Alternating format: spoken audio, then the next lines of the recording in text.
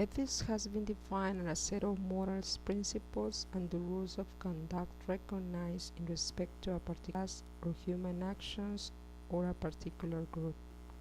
What makes teaching a moral endeavor is that it is quite centrally human action undertaken in regard to other human beings. Thus, matter of what is fair, right, and virtues are always present. Teachers' conduct at all times and in all ways is a moral and social matter. This is a fact which needs to be considered by future English learners. Teaching is not just as knowledge transmission activities, as it is commonly taught. As a social and moral task, teaching involves feelings, attitudes, and behaviors. In this sense, when a teacher is recognized by his work in teaching, it is because this teacher had assisted students not in academic issues but also in personal matters. The process of teaching involves paying attention to students' particular needs and expectations. Future English teachers should be aware of the emotional and moral sides of teaching. It is therefore essential to start thinking about these two sides when observing teachers and try to understand teachers' decisions in implementing different methods or techniques in attention to their students. Students and parents respect teachers, be fair, respectful, friendly, reserved, honest, punctual, responsible, and attentive to their duty. This set of moral principles should be also promoted in new English teachers when observing experienced teachers and giving feedback. Taking into account that in terms of personality, teachers' style may also be viewed how a teacher's conduct reflects elements of their taste.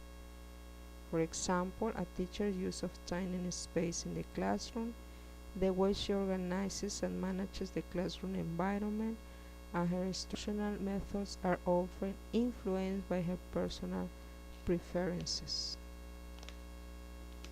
Then, teachers' decisions in the class should be respected and analyzed by the observer. Likewise, observers should provide constructive feedback to the observer teacher, that is, emphasizing the good points and providing suggestions to improve what is necessary to modify. It might be difficult to observe moral virtues in one or two classes, but what is essential to do is to help future teachers be aware of developing the moral virtues, for example, how a teacher expresses his relationship with students.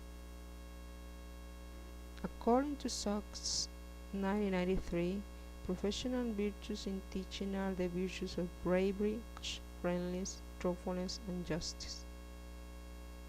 Bravery is having course of the moral strength to do the right thing.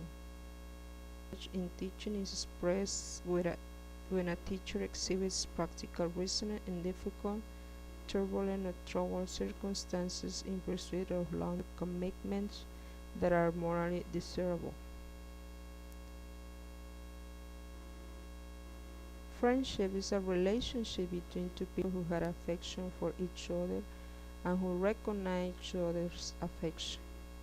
When we have a deep friendship of the best kind, we wish for the friend what we wish for ourselves: life, health, happiness, and the fulfillment of his or her desire. In teaching, friendliness may be likened to the profound virtue of care. For a teacher, it means showing concern and care for the framework with which children grow up, accepting responsibility for children, matching experience with domestic upbringing and relationships. Teacher models care and teaches children to care. Truthfulness in Aristotle's rhetoric. Truthfulness is being straightforward and calling a thing by its own name. Teacher's honesty and attitude toward the truth are integral to her character and professional integrity. Without an enriched view of honesty and a sophisticated understanding of the ways deceit undermines the educational enterprise, a teacher cannot see and supply the truth. Truth telling is a moral disposition, and professional expertise manifested by a teacher's pursuit of the truth. Justice, it is a kind of equality or fairness. A person who just ensures that everybody gets a share. Justice is virtue toward others, and it is especially concerned with the public good. It consists of treating equalities and unequalities in proportion to the relative differences. A teacher who is just is fair. Fairness is central to teaching in one particular respect. A teacher needs to be morally alert to the opportunities for unfairness that come in the application of bad rules and norms to individual children.